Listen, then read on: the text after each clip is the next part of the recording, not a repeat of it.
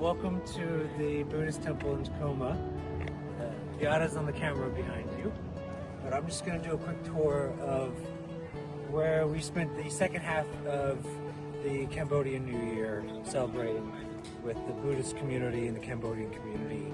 So one of the cool experiences we got to do is we take this cup of water and we pour water, cleansing ceremony, on all of the statues of Buddha.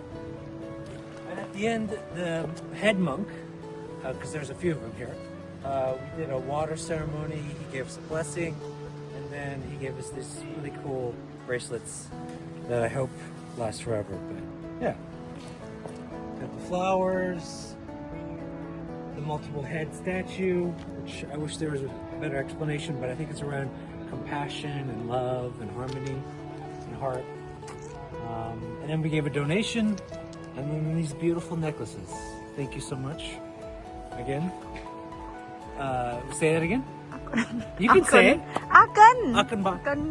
Happy Cambodian New Year. Happy New Year, Cambodia.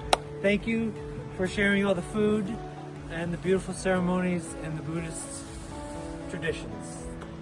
Akaba.